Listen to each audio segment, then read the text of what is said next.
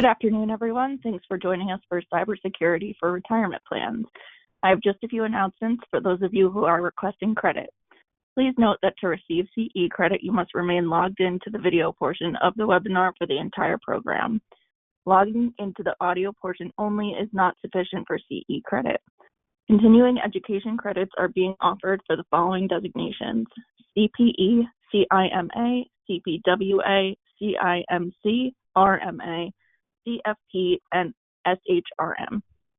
Also, at the end of the webinar, we would like to request that all attendees fill out the evaluation form that will pop up. If you have any questions during the presentation, please submit them through the question box. At the end of the webinar, we'll answer as many questions as we can, but we want to be respectful of your schedule and end on time. If we don't get to your question today, we will follow up with you afterwards. Tomorrow, you will receive an email with a link to replay today's broadcast. Let's get started. We are joined today by Kate Blake, instructional designer and technology trainer at Pentegra. Kate has been with us since the beginning of her career, where she started in the retirement benefits field. Being the quick learner and talented contributor she is, Kate quickly arose into various positions within Pentegra. Kate's been able to exemplify her deep roots of industry experience in each position she's held, and her skills have always been the perfect complement to Pentegra's culture. Kate, I will turn this over to you to start talking about cybersecurity for retirement plans. Great. Thank you so much, Noelle, and thank you everybody for taking the time out of your schedules to join us for a riveting discussion on cybersecurity. I say that somewhat in jest. I'm sure you're probably not all sitting on the edge of your seats dying to know what I have to say about cybersecurity and DOL guidance. However, this is actually one of my favorite topics to present on, as nerdy as that sounds, because I think that this is one of the areas where, there's a lot going on. Cybersecurity, of course, is a critical topic these days. But not only that, this is an area where I think we can add value as practitioners in the space to our clients, partners, and others who we work with. Because while there is somewhat of a dearth of formal regulation in this area, the DOL has released a couple of pieces of guidance, which just in my casual conversations with people in the industry, I think a lot of people are not as familiar with these pieces of guidance as they should be. So that's really our goal today, is to understand that latest guidance on cybersecurity for qualified retirement plans released by the DOL, adapt these tips for hiring a plan service provider, know cybersecurity program best practices for qualified retirement plans, and that allows us then to pass that information on again to our industry partners and clients, and recognize the role of the financial advisor in the cybersecurity landscape, because again, we can provide a critical role sort of as a liaison, as an informer, and as a purveyor of best practices. But before we get into the DOL guidance, let's set the stage. So there was this fella named Willie Sutton who was a bank robber, middle of last century. And when he got caught, they said to him, "Willie, why are you robbing banks?"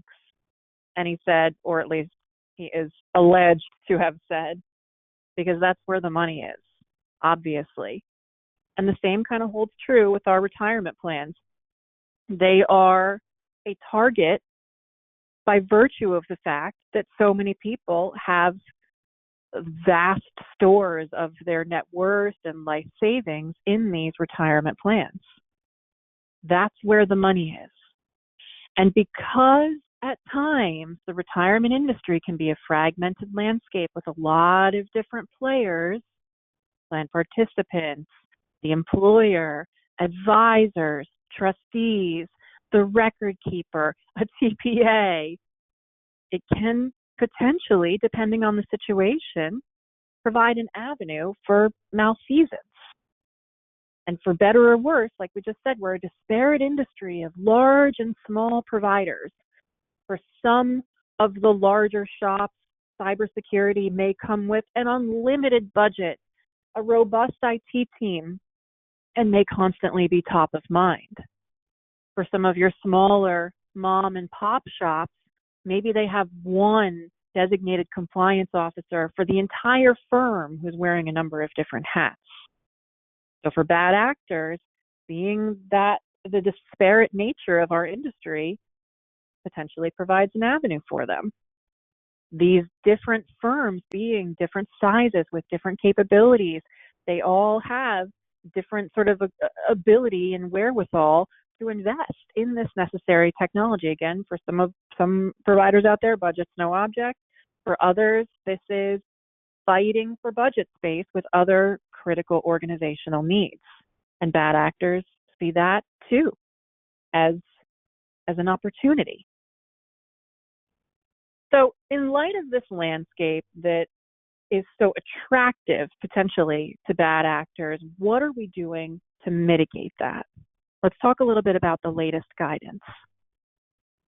So I think most of us on the left-hand side over here are familiar with the electronic delivery regulations. These have been around for a little while. The plan sponsor must ensure that the electronic system it uses keeps participants' personal information relating to their accounts and benefits confidential. And we do have some guidance around electronic delivery and how we have to go about it and things of that nature. However, that's kind of the end of the line in terms of formal regs. So we don't really have comprehensive cybersecurity protocol for retirement plan administration, at least not at the federal level, which is typically where we look to see such guidance, the IRS, the DOL, etc. Now, with that said, many states do have cybersecurity laws in place for business owners, but that's a fragmented system, of course, with 50 different states and 50 different sets of regulations. And, you know, a lot of times we have different people and pieces of this retirement plan picture, perhaps even operating in different states. So this can cause a lot of questions and turmoil for people who really want to make sure that they're adhering to cybersecurity best practices. So we talked about the DOL regulations around electronic delivery. This is what we have so far, but there is a growing sentiment among the industry and among the IT professionals out there that cybersecurity is a growing concern and really should be addressed from a federal perspective when it comes to retirement plans. And here is a great recent example of why. So Abbott Labs is a pretty well-known organization.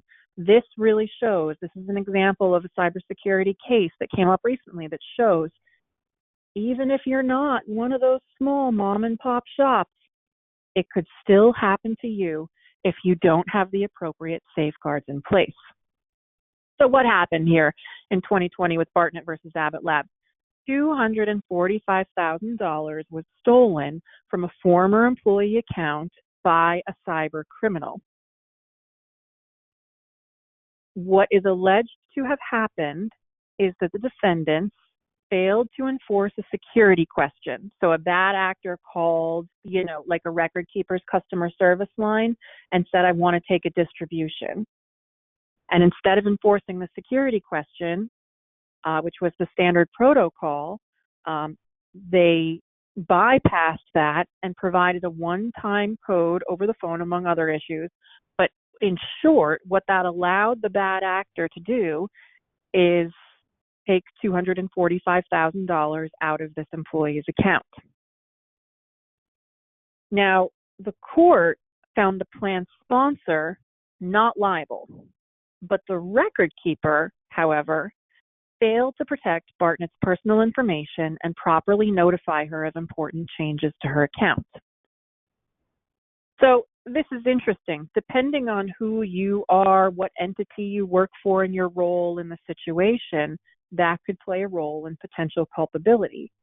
Because again, in this case, it wasn't the plan sponsor bypassing the security question, it was the record keeper, the vendor of the plan sponsor. And after all this, this participant was only able to recover $108,485 from their account, even after it went all the way up through the court system. So this really shows, again, it could happen across the gamut, regardless of the size of the organization. It could come down to something as just utterly simple as one customer service representative failing to enforce one step of the chain. And that could result in hundreds of thousands of dollars being lost from accounts. So we do have some recommendations out there. The Government Accountability Office, the GAO, has come out and they have recommended, in light of all this turmoil, that the DOL formally state whether it's a fiduciary's responsibility to mitigate cybersecurity risks in DC plans, 401k plans, and to establish minimum expectations for addressing cybersecurity risks in DC plans, because that would not only mitigate the risk, but it would help with that question, as we saw on the prior slide, of, well, who's really at fault here? In response, the DOL did come forth with some guidance, and that's really what I want to spend the bulk of our time discussing today. This is called the 3 Points of Light. This was released on April 14th, 2021 in response to all of this, and it contains 3 cybersecurity directives. Number 1 is tips for hiring a service provider. Think back to that Bartnet versus Abbott Labs case. Remember, the plan sponsor was not found culpable, but the record keeper was. So what steps could the plan sponsor have taken in order to ensure that the vendors that they were hiring and working with were adhering to cybersecurity best practices? This document potentially could have helped avoid that whole scenario had, again, the plan sponsor had appropriate controls in place for monitoring their service providers and had the service provider stuck to them, which is the second document. The cybersecurity program best practices. Now you're a vendor. What do I need to do in order to protect my business? Make sure that I'm fulfilling all the fiduciary and cybersecurity responsibilities that I have to protect PII on a daily basis as, say, a record keeper or a TPA or a trustee. So the first one's kind of like the employer level. The second one is the vendor level. The third one, we'll talk about all 3 of these in detail, online security tips, is for the participant level. This is all the stuff that many of us are familiar with, but so many of our participants are not, password best practices and things of that nature. So the thing that I like about this is that these 3 documents in hand really give you a great set of documents and leave behinds that you can use as a value add in your relationships. So for your clients, you can give them the first document, and then you can kind of say, and I have this next document that you can use with your vendors, and maybe I can help you go through it. And we have a third document that you can distribute to your participants to help keep them safe. In my mind, this could be, great fodder for an annual plan review meeting where, again, you're trying to show value, give people concrete information, and leave behind something that they can use and something that they can share with their employees, that their employees can use too. And I think that this, technical as it may be, really hits the nail on the head in terms of providing something actionable that we can use. So, with all this said, as it relates to cybersecurity, what is the DOL's current policy? It has specific rules and regulations for plan sponsors to follow, option A. B, does not require plan sponsors to have formal policies. C, has guidelines for plan sponsors to follow its best practices. And D, both B and C.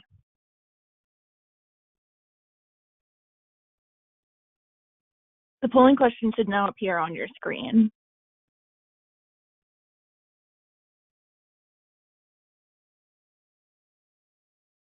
This poll will be available for another few seconds for anyone who's yet to select an answer.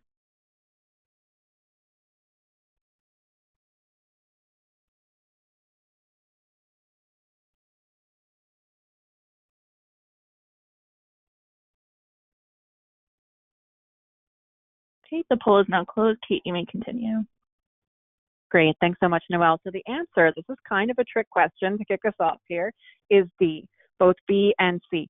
So you might be wondering, wait, no, Kate, you just showed rules and regs on the prior slide, didn't you?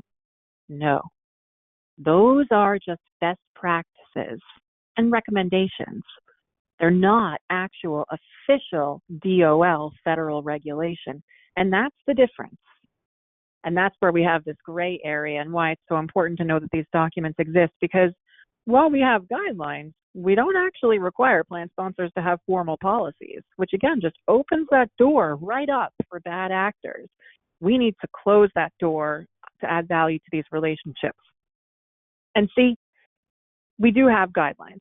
They're just not formal. So that's how we get to that answer D.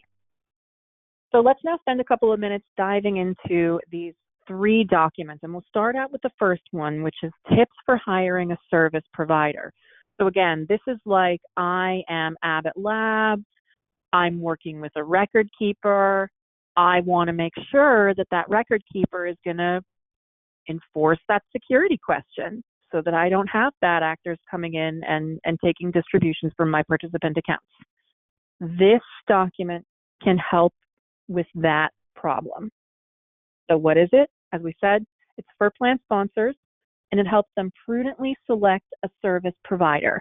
So it has specific tips and things that we can do. And this is, again, why I love these documents so much, because this literally gives you a script. So as a service provider, again, in an annual plan review or a prospecting meeting or any other type of client meeting, I could just pull this right out of my briefcase and say, hey, have you seen this really awesome document? They'll probably say no. And you'll say, this can help you do your due diligence and fulfill your fiduciary responsibility to your plan. And they say, that's awesome. Let's talk about it. And you can go step by step. It's hard to see over here on the right, but you can download this. This is accessible both in this deck that you'll be receiving a copy of, like Noelle mentioned, but also on the DOL website. But it walks you through. So, ask about the service provider's information security standards, practices, policies, and audit results. So you could make a checklist from this, and you could give it to each vendor that your clients work with and say, hey, please, we're doing our vendor due diligence. Please supply us with this information. And it tells you exactly what to ask for. You could put another line item on your checklist to ask them to, as it says in item 2, describe how it validates their security practices. So you have practices in place. How do you ensure their integrity? And that, as we saw in the earlier case, that was the failure point, was how do we ensure their integrity with the Abbott Labs case? And then they take it to the next level, evaluate the track record. So it really walks you through the entire process. And a lot of the plan sponsors that I work with, they're busy, they are wearing multiple hats. Cybersecurity is something that, maybe they're thinking about off the side of their desk. So if you don't have something like this and you show up to a meeting and you say, hey, what are you doing about cybersecurity? They're going to say, I feel so overwhelmed by that topic. But if you flip the script and show up with this document and say, I can help you, I've seen it happen. That can totally change the nature of an entire relationship. So here it is in more detail. What are we looking at and doing when we're hiring a service provider with strong cybersecurity practices? I mentioned a couple of these already, but this again is kind of like, you can use this to literally make a checklist. And it's a great leave behind with the document. So vendors, tell us about all these things, your standards, your practices, your audit results, your benchmarking to some reasonableness standard. That's an important one that a lot of people, if left to their own devices, don't even think about. Tell us, what are your security provider validation practices? What are your levels and standards? Implementation processes and procedures. Most firms will know what this is and have these procedures already in place and will be all too happy to share. If a firm doesn't have these procedures in place, Doesn't mean full stop, do not pass go, do not collect $200, but it's a red flag, certainly, to consider and discuss. And document, what is their track record? Have they had any incidents? And what remedies have been undertaken if any incidents have occurred? And this, too, I think is important. The record keeper who was serving on the Abbott Labs plan probably has many other plans still to this day. So having a security incident, again, that too is not necessarily full stop, we don't want to work with you, but it begs more questions. Well, if something happened, why? What did you do to correct it? And what are you going to do going forward to make sure that it doesn't happen again? Document any past breaches, remedies, review their insurance contract, document their insurance policies that would cover losses caused by cybersecurity and identity theft breaches. We work with many different record keepers here at Pentegra, and many of them have different policies around this. Some of our record keepers have policies to make participants whole if something should happen. That's important to ask about. And also note any specific contractual language, note any cybersecurity red flags. Is anything happening in the technology? Is, for example, PII, social security numbers, or other demographic information being sent unencrypted in your conversations? That could certainly be a red flag. Are there any limitations on the provider's liability? And this is where your service agreements really come into play. When you bring in this document, or if you have a checklist and you're looking it over, pull up those service agreements for vendors. See if they have any carve-outs listed in them, stuff that perhaps they are not responsible for. And you might want to ask them about that the next time you have a conversation with them. And most importantly, we'll talk about this soon, but make sure all this work is documented. So if you have a meeting with a client, document it in your notes and say, hey, I gave them the DOL 3 points of light documents on, February, whatever, 2025. That way it's in your notes. Make sure they keep it in their notes, because I think I have a slide for this in a couple of slides, but the DOL is stepping up enforcement of these things. So sometimes they will ask, what cybersecurity best practices do you have in place? Are you monitoring the best practices of your vendors, et cetera? So if you can proactively create a file where you can document having these conversations with your clients, heaven forbid, if an audit ever pops up, it'll make it easy to satisfy any questions that come up. Here it is. Get it in writing. If it's not documented, it did not happen. Get it reviewed and translated. And what that means is, obviously, most of our documents are in English here, but they are, in many of them, legalese.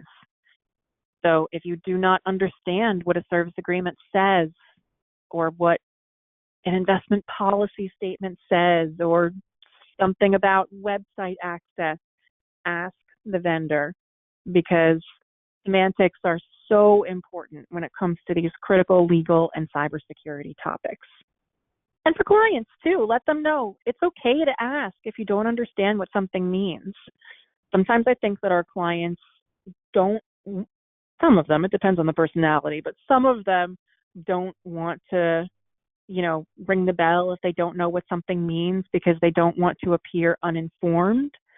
So proactively saying, hey, this stuff can be really complicated. It's helpful to break it down and ask questions if you're not sure. It can kind of break that tension and make it a little bit easier for clients to speak up if they need help or don't understand something on these documents or in their agreements. I mentioned this already too, but DOL investigations have begun. So as I said, they are checking the cybersecurity procedures of plans that are currently under audit. Now, I find this to be interesting because, again, we don't have formal federal regulation, but yet they're asking for extensive lists of documentation anyway. So they are expecting that people are familiar with these 3 points of light documents, even though it's not federal regulation at this time. In order to get everything that's requested from these DOL audits, you might need to consult with service providers. That's why I just said what I said on the prior slide. Do it in advance. Just do it as part of an annual plan review or a prospecting meeting or some sort of client service meeting. That way, you're not doing it in a rush or at the 11th hour or under stress in an audit situation where you're operating reactively to the client's needs. You're doing it proactively and showing that you have a good knowledge base about this information and know what needs to be gathered before it's even asked for. In my experience, when it comes to working with clients, that little bit of prevention really is worth a pound of cure. And if unable to produce the requested documents, you got to get the reasons why. So if for some reason a vendor can't share a document with you, note why in your files. Don't just say documents not available. Documents not available because it's currently being revised, because it is in transit, because it is being reviewed, whatever the case may be. It is in storage. Make sure you document it. Now, the next document, so the first one was how do we manage our vendors?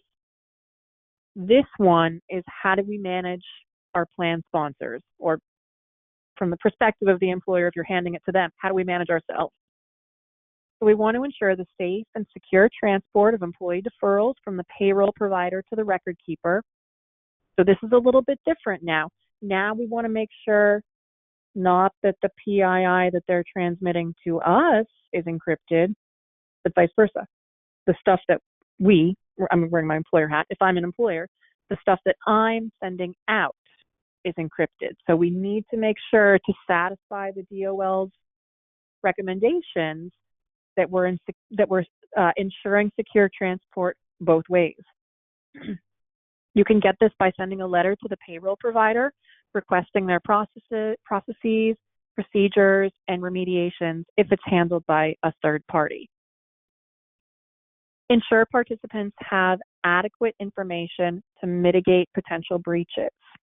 So what this means is incorporate general cybersecurity best practices into your financial wellness offering. There are so many ways to do this. I know at Pentegra, we partner with a third-party vendor where we periodically have to watch trainings, but we also get emails, like phishing test emails and things of that nature that we have to report. And if we fail the test, then we have to go for additional training. So those types of things are important, and it is okay, perfectly welcome, and encouraged ask vendors about what their processes are. Again, if they don't have an answer or don't have processes in place, that's certainly a red flag that you want to document. Document the record keepers, processes, policies, procedures, and remediations. Keep them in writing from the record keeper. So this kind of ties in to what we were saying before about make sure that your record keepers and your vendors have adequate policies and procedures in place. But this takes it another step further. This is saying, well, it's great if your record keeper has policies in place, they should. But you as the employer need to know what those policies are and have them documented somewhere. It looks like a lot when you're looking at it written out in an itemized list or in a big PowerPoint deck like this. But again, I think a lot of this is standard due diligence, making sure we have all the available documents and information. The area where I think people get a little bit lost or stuck is just keeping all this information in one organized place, at least from the plan sponsor perspective. That's the hurdle that I see for them. Because again, a lot of times they're wearing many hats, running from one task to another. It's a lot to coordinate and keep track of. This is another area where as service providers, we can add value. Here at Pentegra, we can do that by ensuring that our documents are always readily available and up to date and able to be shared. If for some reason they're not on the portal, we're happy to share them. So everybody can take some steps to make this be not so onerous by making it a continual exercise. Every day, your documents should be available, up to date, and tracked. We can do this as part of, again, an annual review meeting or a client meeting or a prospecting meeting, just to kind of take some weight off of the shoulders of our employers who are already pretty stressed out. So with that said, here's our second polling question. This is about how to monitor service providers. So plan sponsors should request documentation from the following service providers regarding their policies, procedures, and remediation for cybersecurity breaches. A, the payroll provider, B, the record keeper, C, the plan advisor, or D, all of the above.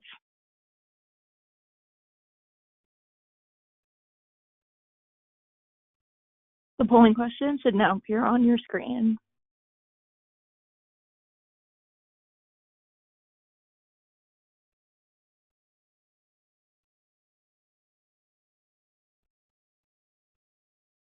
This poll will be available for another 30 seconds for anyone who's yet to select an answer.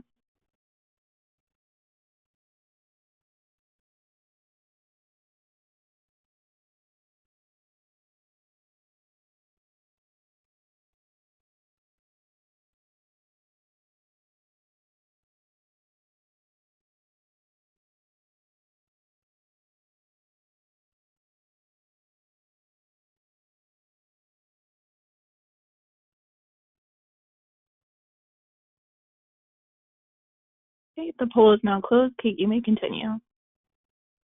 All right. So where the first one was a trick question, this one is very much not. All of the above.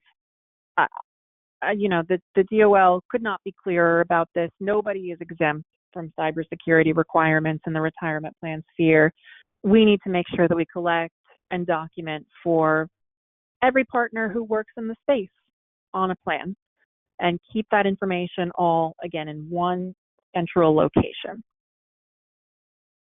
All right, so let's take a look now at this cybersecurity best practices document. So this one now is for record keepers. So I am providing retirement plan services, or I am some sort of service provider or plan fiduciary. This gives me, as a service provider, 12 steps that I can follow in order to make sure that I'm adhering to best practices. And here they are, right here. Again, download these documents. I mean, I love them. Just have them handy and you can give out at your meetings, again, as a leave behind. But I wanted to go through these because I think that this is so important. We already talked about having a formal, well-documented cybersecurity program. This should be in writing. It should be updated periodically. It should include things like disaster recovery. That information should be updated and tested from time to time. We, for example, do disaster recovery testing each year where we fail over our servers and we work in a backup environment. You can also have penetration testing done either in your cybersecurity environment or in your physical space, and that all should be documented. Conduct prudent annual risk assessments. I kind of talked about that already. So we do our penetration testing, we do our email tests, we do our disaster recovery test and analysis of the program, and every vendor should have that protocol in place. Have a reliable third-party audit of security controls. Now, this could be something like a SOC report. I think that that is well accepted in the industry as a standard, but there are others out there. But the important thing is it shouldn't be just the vendor making the procedures and testing the procedures. Some sort of outside third party should be taking a look at those controls and making sure that they stand up to objective scrutiny. We don't always know where our weak spots are. Clearly define and assign information security roles and responsibilities. I think that this is easier at the larger firms, and you'll probably much more readily get information.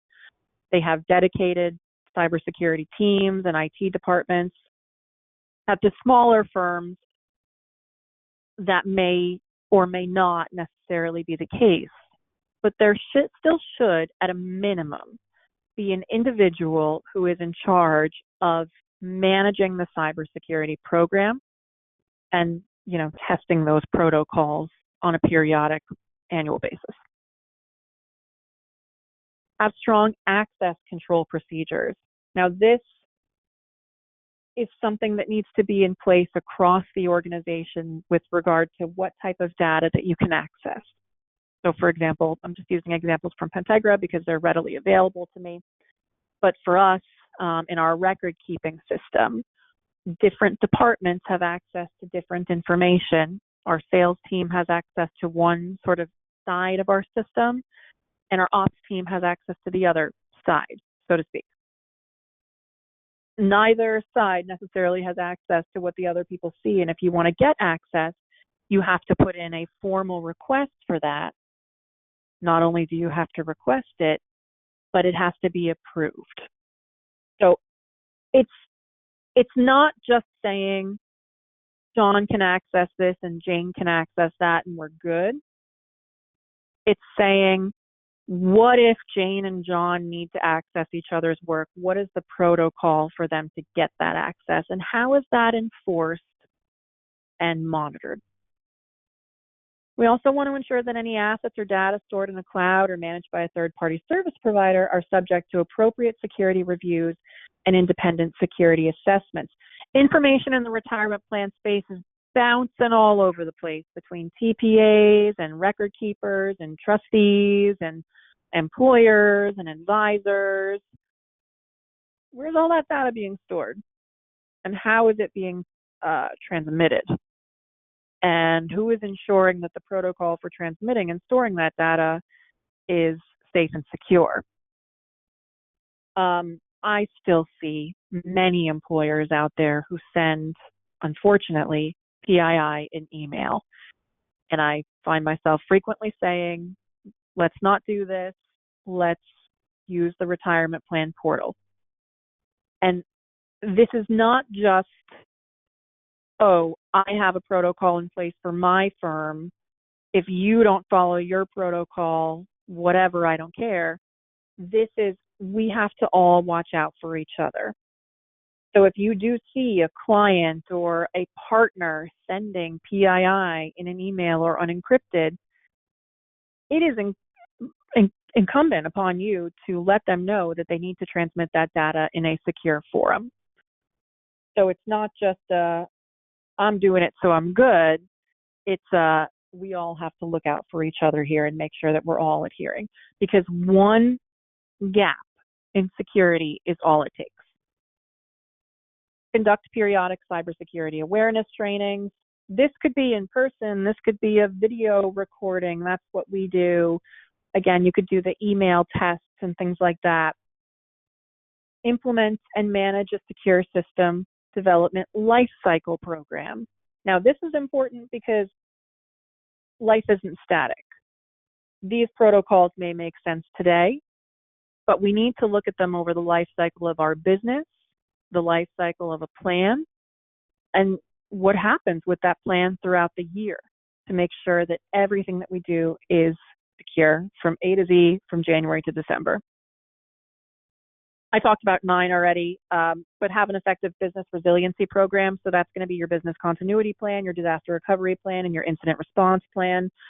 We had those plans for probably about a decade, and probably around 2019, I was thinking to myself, oh, this is silly. We're never going to use these plans. And then in 2020, COVID hit. And we were actually pretty seamlessly able to transition to a remote-only environment during COVID because we already had these plans in place and had been testing them for many years. Had we not, it may have been a very different situation when we had to flip the switch to go remote, especially, again, when you have people working across the country from personal residence or other locations transmitting PII. You need to make sure that's happening securely. 10, we already talked about this, but encrypt your sensitive data. Use those retirement plan portals. Just about every vendor has them nowadays. We never really want to be communicating with this sensitive information via email. Implement strong technical controls in accordance with security best practices. This, again, is things like limiting access to information and appropriately respond to any past cybersecurity incidents. This one's really important especially, I don't have it written here, but documenting what you do, because as we saw before, the first document is for employers to manage vendors. So if we as a vendor have not documented any cybersecurity incidents, then the employer can't effectively evaluate a vendor and see whether or not their controls make sense or are effective. So as plan fiduciaries, we need to have these 12 items top of mind always. Again, where the first and the third documents are really the employer and the participant documents, this is specifically from the perspective of us as retirement plan practitioners. Get it all in writing. I said this already a couple of times, but it is so important to make sure that everything is documented, just in case that audit should crop up. Okay, we're on our third polling question. True or false, plan sponsors should require written policies and insurance contracts from their service providers regarding cybersecurity. The polling question should now appear on your screen.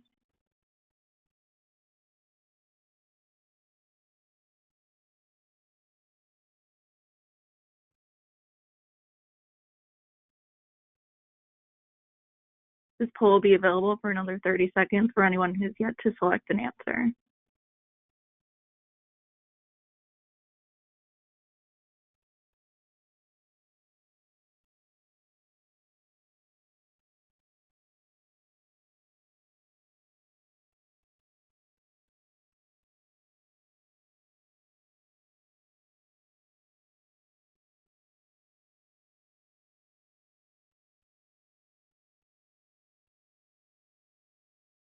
Okay, the poll is now closed. Kate, you may continue.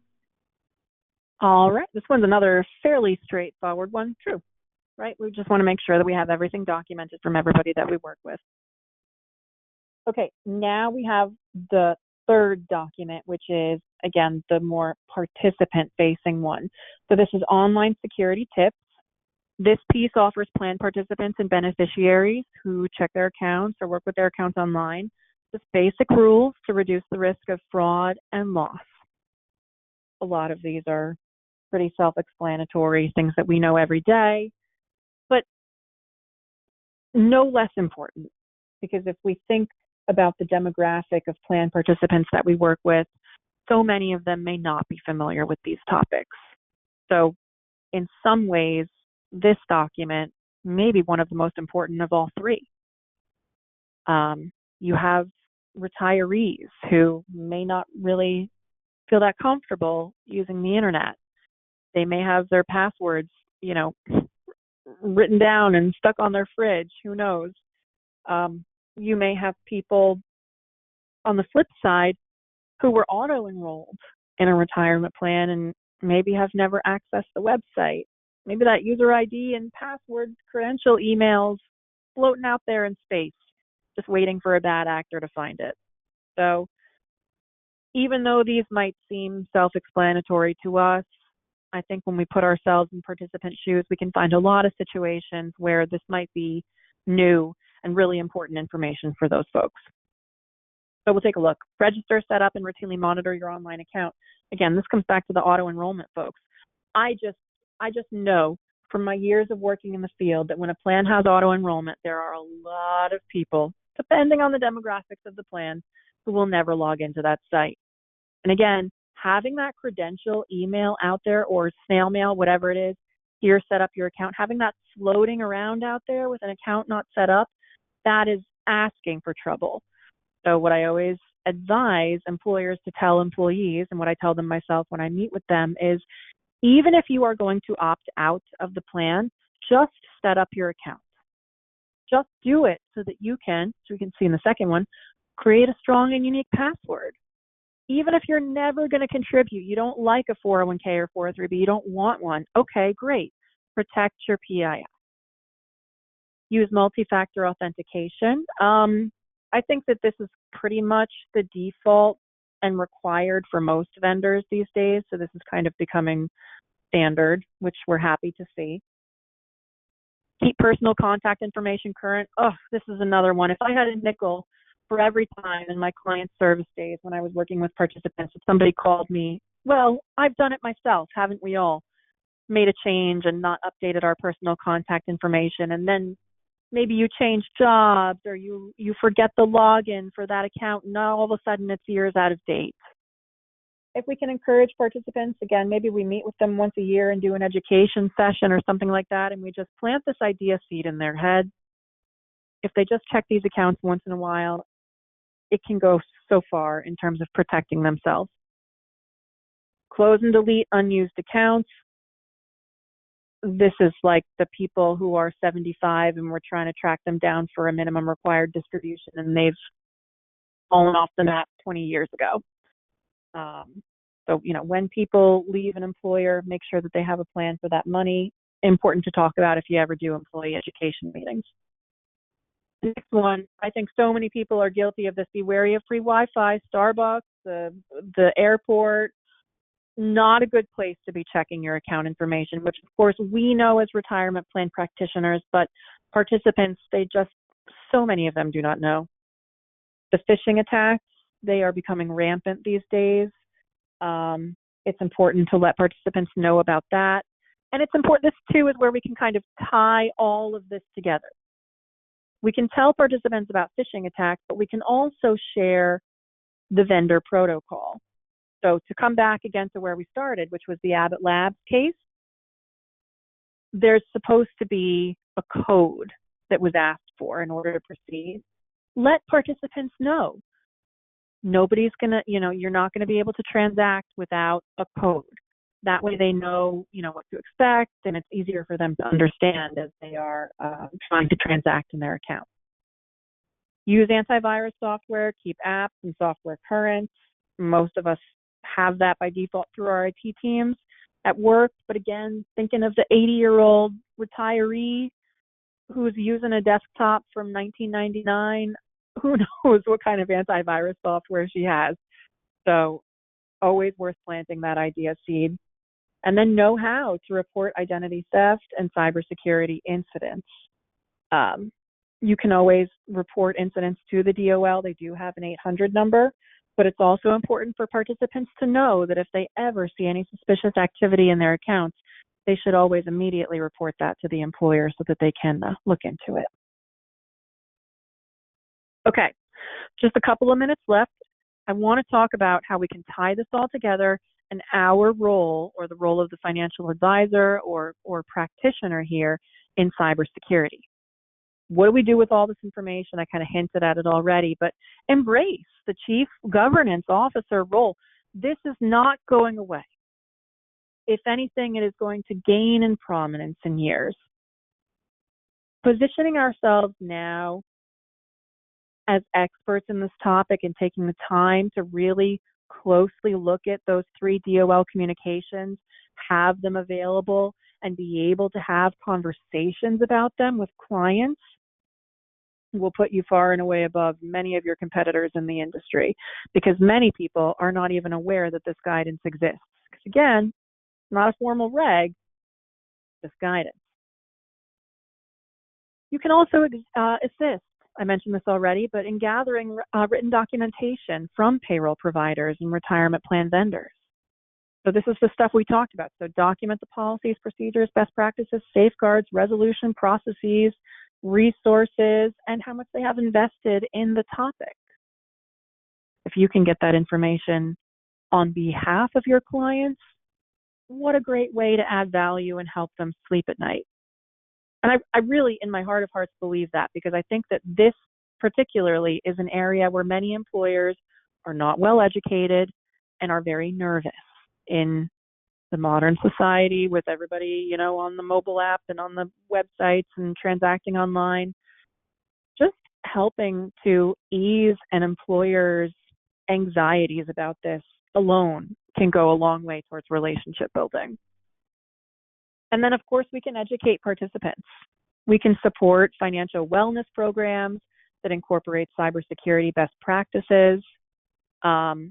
If we do annual education, what a great time to talk about keeping your beneficiary up to date and your other contact information, how to log onto the site, how to change your password, password best practices, leaving that handout as a leave behind.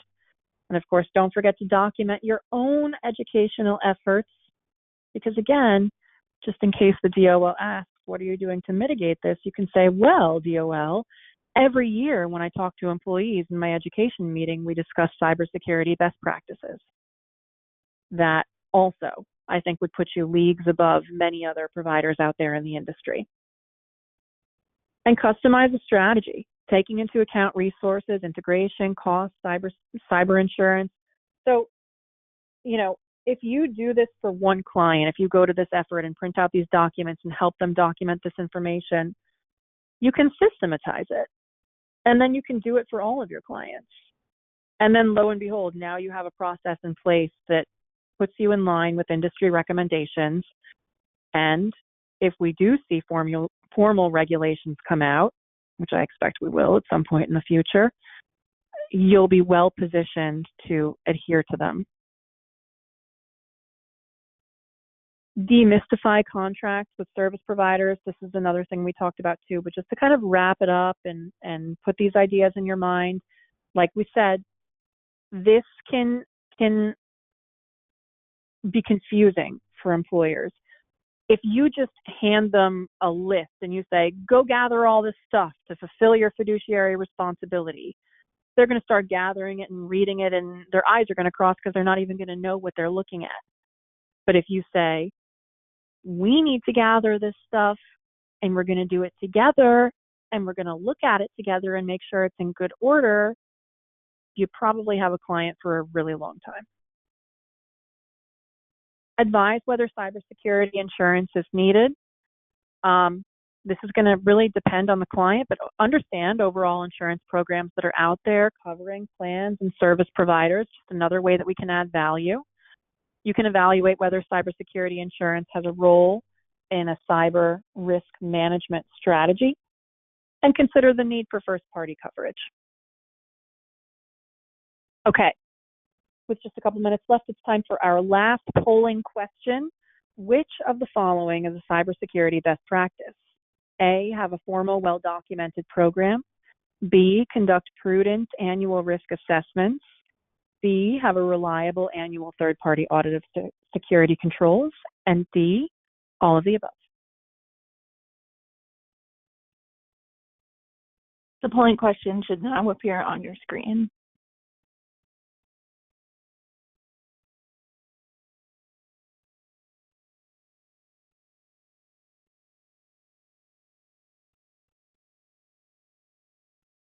This poll will be available for another few seconds for anyone who's yet to select an answer.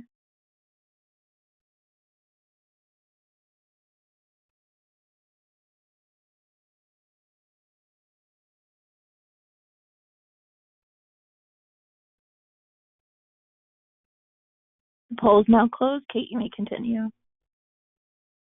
All right. I think we probably figured it out by now. The answer here is D, all of the above. Have a program, do your annual risk assessments, document them, and have an audit. Try to do it annually if you can. You could spend forever on these topics, but I would say these three things here, these are the highlights. So if you have limited resources, don't we all? Limited time, don't we all? Focus on these three things because these are really the biggies. Okay, so to wrap up, a couple of quick takeaways. The DOL requires that plan sponsors make sure that the electronic systems that they use are confidential and keep participants' information confidential. But we already knew that because that's just part of the electronic delivery requirements that have been in existence for a while now. But, since those e-delivery rules came out, so much has changed in the retirement landscape. But regs haven't caught up. There's no comprehensive cybersecurity protocol for retirement plan administration at the federal level. Again, though, we do have sort of that patchwork of state regs, but it is really not that comprehensive answer that we need to this cybersecurity need here for guidance. But that being said, we do have the DOL 3 points of light with the guidance for plan sponsors, for vendors, and for participants. And those 3 documents, at least in the absence of federal regs, we can use to strengthen our relationships, make sure our clients have the right plans and documents in place, and protect against the onslaught, as you can see here, of the modern day Willie Sutton going for something because that's where the money is. So with that said, Noelle, did any questions come into the chat box during today's presentation? We do have a couple. One is, where do you get the cybersecurity documents from? Oh, that's such a great question. Thank you so much for asking. The documents, well, first of all, they are available in this presentation. I think they're actually linked in the presentation. As Noelle mentioned at the beginning, everybody will be getting a copy of this, and I think the deck as well. So you'll have this tomorrow.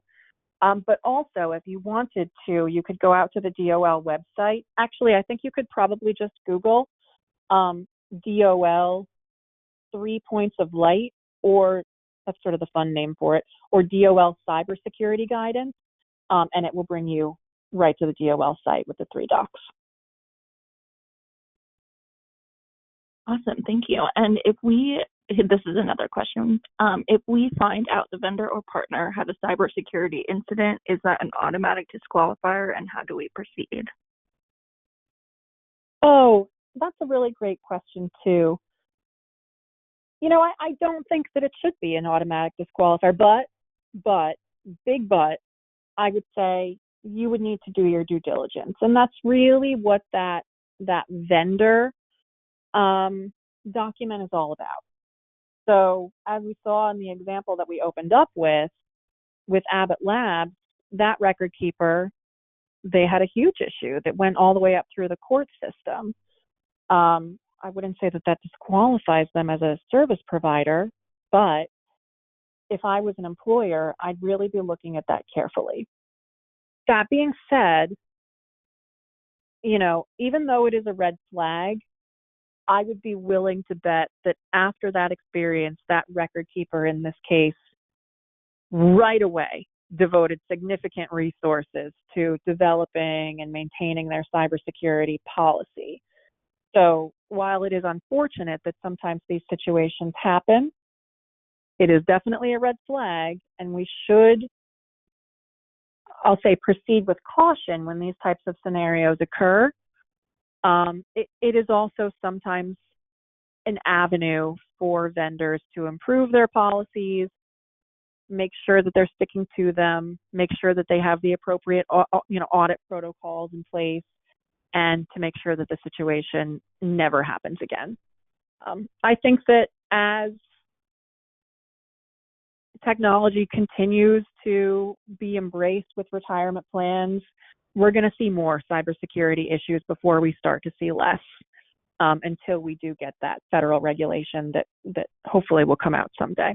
So something to be aware of, certainly something to proceed with caution on, but I wouldn't say totally write off a vendor if they have had a security issue in the past. Take each issue case by case, research it, and then go from there. Awesome, that was all. So I want to say thank you, Kate, and everyone who attended today's webinar. As a reminder, please complete the survey questions that will pop up on your screen in just a minute. And everyone have a great rest of your day.